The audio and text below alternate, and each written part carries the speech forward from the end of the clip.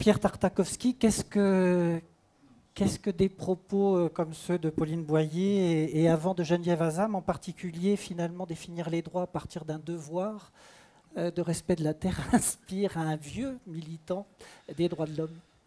Alors d'abord, je me sens très jeune, merci. Et j'aimerais être considéré comme je me considère. Sinon, il va y avoir du sang sur le carreau. Bon,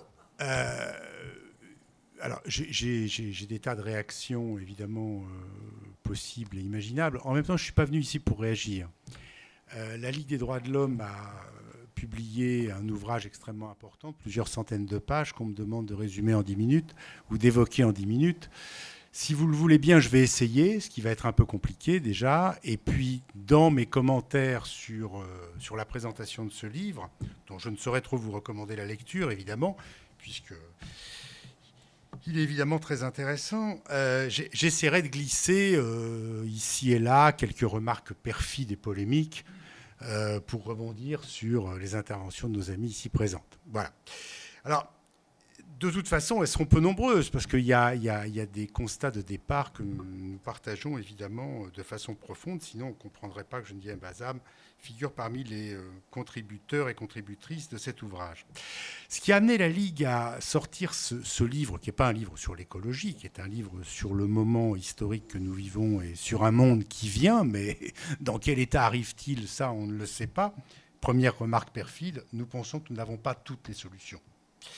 Déjà, ce qui nous a amené à nous diriger vers un ouvrage de cet ordre, c'est que nous faisons le constat que nous vivons une fin de cycle historique, donc une fin de cycle politique, sociale, culturelle, anthropologique, qui bouscule les ordres établis depuis, disons, la Première Guerre mondiale, entre les pouvoirs, les contre-pouvoirs, qui bouscule les paradigmes politiques, notamment ceux qui sont installés de façon majoritaire à la fin de la Seconde Guerre mondiale, leur mise en forme et les concepts autour duquel ces paradigmes s'organisaient, avec des visions de l'histoire humaine et des confrontations qui les animaient.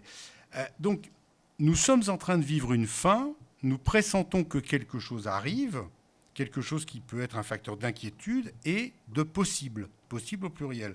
Encore faut-il penser ces possibles, parce que si nous nous contentons de les attendre, ils n'arriveront jamais. Et pour les faire advenir, il faut leur donner un nom et donc les penser. Ce travail a pris la forme que je résumerai en disant qu'on peut essayer de cibler des défis à repenser.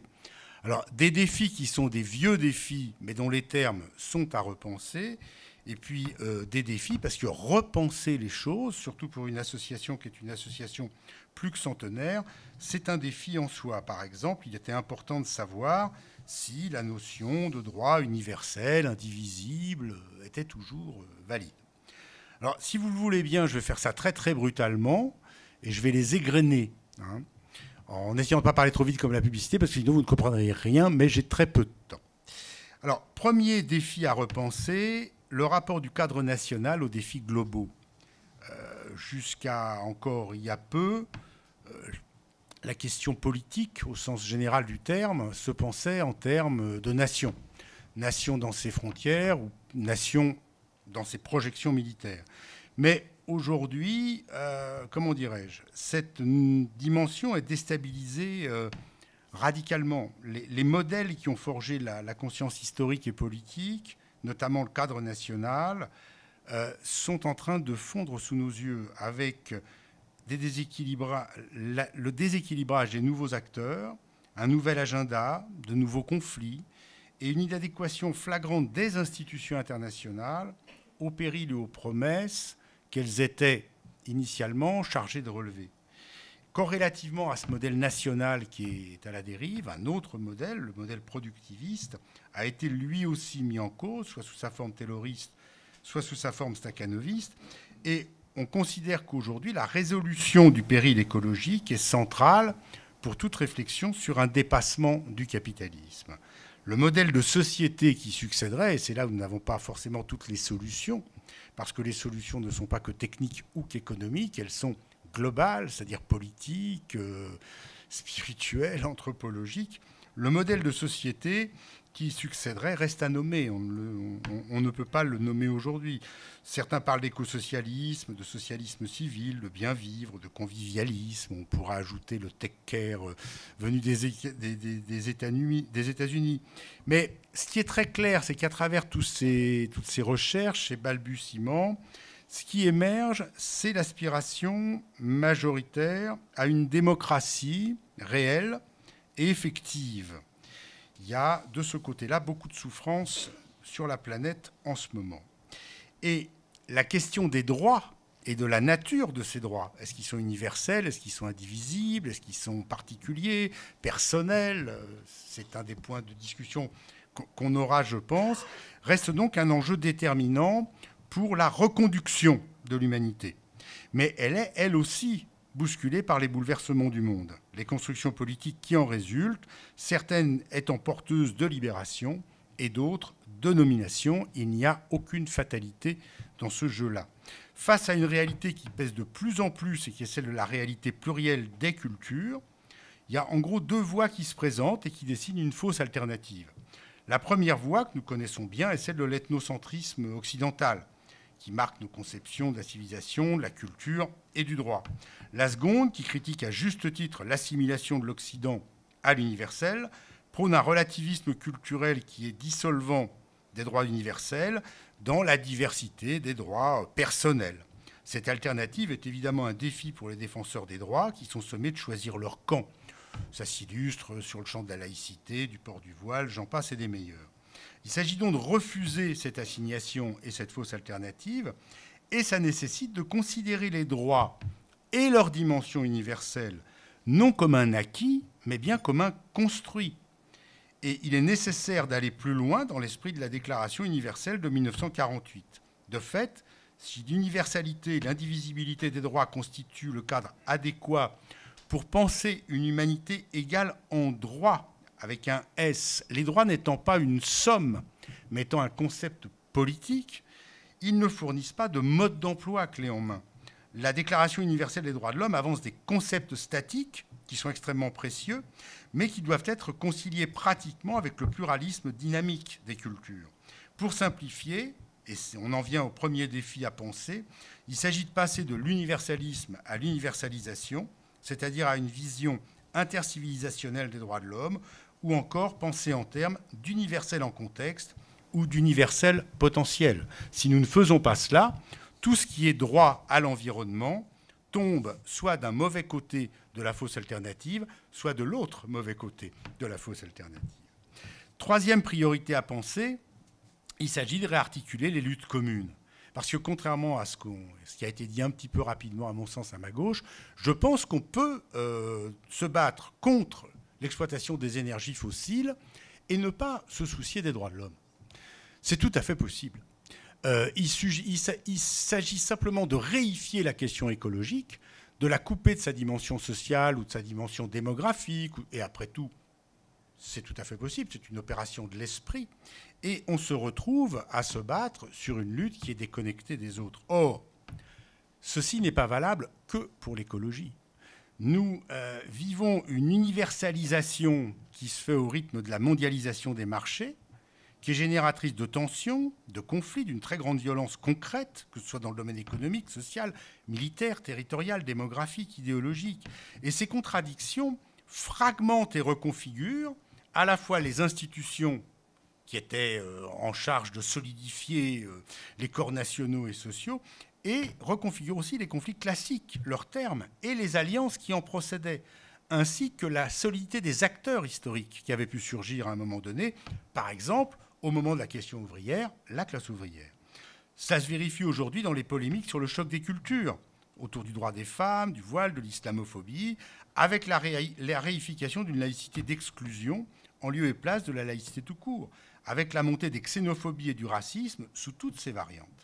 Les débats qui opposent aujourd'hui les antiracistes universalistes à d'autres antiracistes qui ne sont pas moins antiracistes, mais qui sont beaucoup moins universalistes. Cela se vérifie également avec des enjeux de société qui troublent la vision traditionnelle du monde et qui ont fait beaucoup de mal en France. Je pense à tous ceux qui touchent à l'identité sexuée, à la bioéthique, aux familles, au développement humain durable, à la dimension anthropologique de l'humanité. Toutes ces questions troublent, divisent, fragmentent.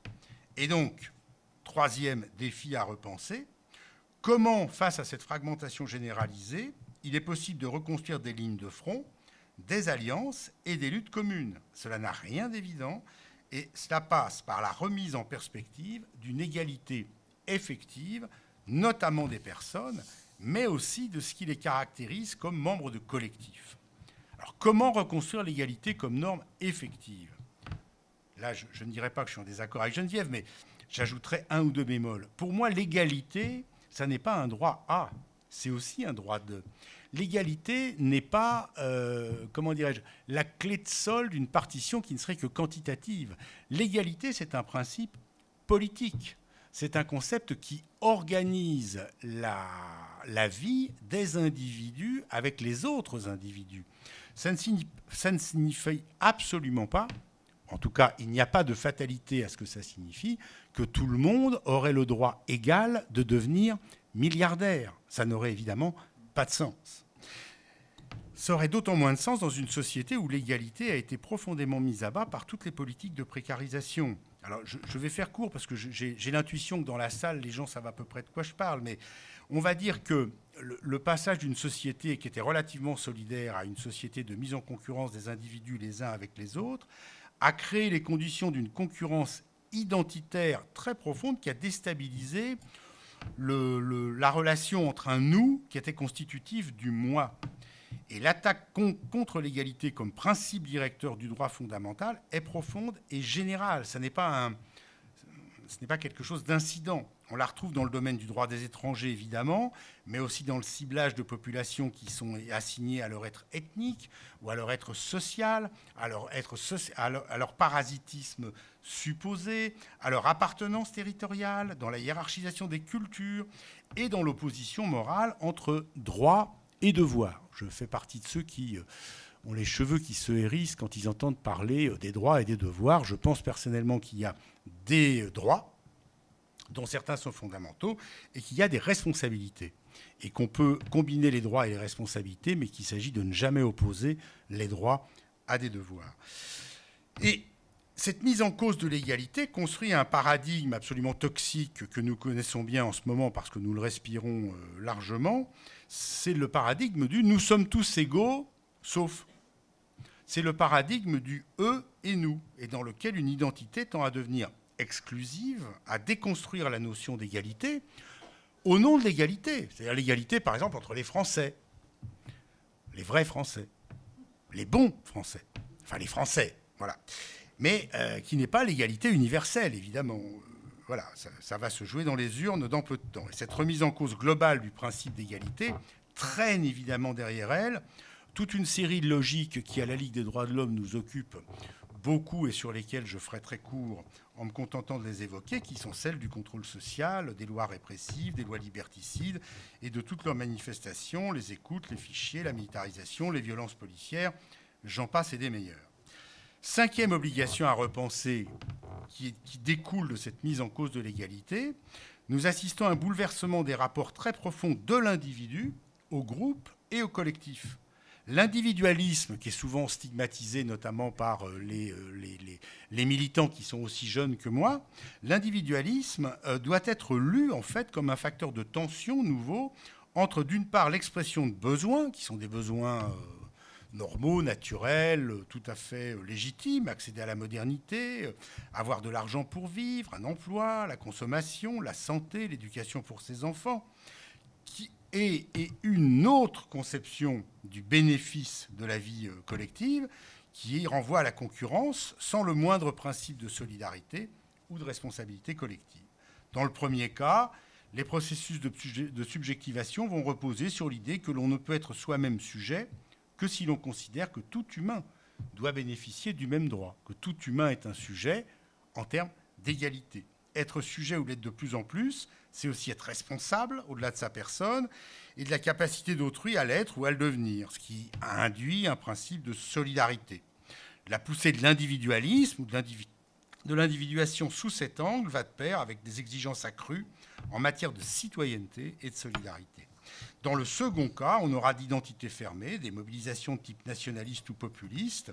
Celles-ci seront collectives, elles apparaîtront comme une réaction face à la globalisation, à son refus. Elles pourront même parfois se vêtir des habits d'une écologie qui oscillera entre le vert et le brun.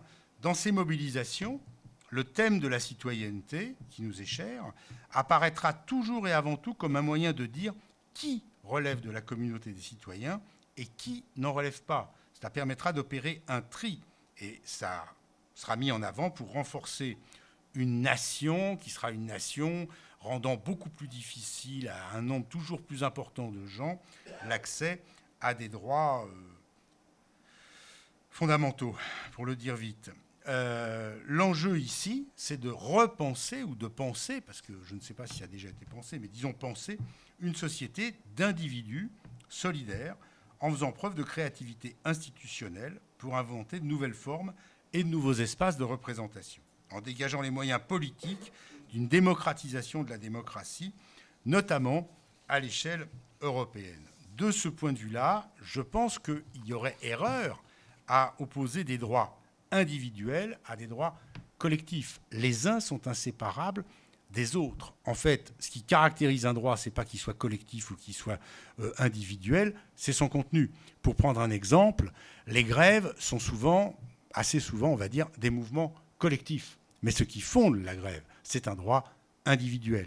Et je pense que c'est dans cette dialectique-là de l'individu et du collectif qu'il faut situer nos tentatives de réarticuler les fronts de lutte sur les questions du social, de la démocratie, de l'environnement. Enfin, 6e défi à repenser, il faut refonder l'exercice du politique. Parce que avoir les solutions ne suffit pas. Si chaque problème avait sa solution, que la solution était formulée et qu'il s'agisse de l'appliquer, nous serions sans aucun doute dans le meilleur des mondes possibles. Toute la difficulté, c'est, comment dirais-je, de faire adhérer le plus grand nombre à cette solution et de l'imposer dans une société où tout le monde ne pense pas la même chose au même moment, tout simplement parce que tout le monde n'a pas les mêmes intérêts à défendre au même moment. Or, une des difficultés nées de la fragmentation que j'évoquais tout à l'heure, c'est que s'il a été longtemps indiscutable de parler d'intérêt général, aujourd'hui, cette expression est devenue extrêmement paradoxale. Extrêmement paradoxale. C'est-à-dire que chacun s'accorde à dire qu'il y a un intérêt général, le climat, l'eau, je veux dire, c'était les grandes campagnes qui étaient portées par le mouvement Alter à ses premières années, notamment au moment de Seattle. Chacun s'accorde à ça. Mais chacun peut constater que c'est beaucoup plus compliqué de décliner cet intérêt général sur le terrain et de créer des consensus autour de l'intérêt général. Et c'est la vraie difficulté, c'est une difficulté d'ordre politique. Donc, il est difficile de s'y engager sans repenser le politique. Pour le dire très très clairement, et ce sera mon dernier point, le politique consiste à penser l'avenir collectif, c'est-à-dire à faire du pluriel avec du singulier. La démocratie consiste à le délibérer de cet avenir en termes d'objectifs et de moyens. Et la représentation consiste à représenter ceux qui sont les porte-paroles de la démocratie. Or, aujourd'hui, la représentation est entrée dans une crise extrêmement profonde, sur laquelle je ne développe pas. La démocratie ne va pas de soi. Alors, elle ne va pas de soi à la fois parce qu'elle est extrêmement attaquée par des forces politiques qu'on caractérisera de populistes au plan du fonctionnement démocratique, mais qui ont très souvent partie liée, par exemple, je le disais tout à l'heure, avec les industries extractives et minières. Hein. Trump, c'est l'homme du pétrole, Poutine, c'est l'homme du gaz, entre autres. Et elle ne va pas de soi parce qu'elle est en grande difficulté de fonctionnement propre, c'est-à-dire qu'elle a de plus en plus de difficultés à accoucher de consensus qui fasse dynamique au sein des sociétés qu'elle organise.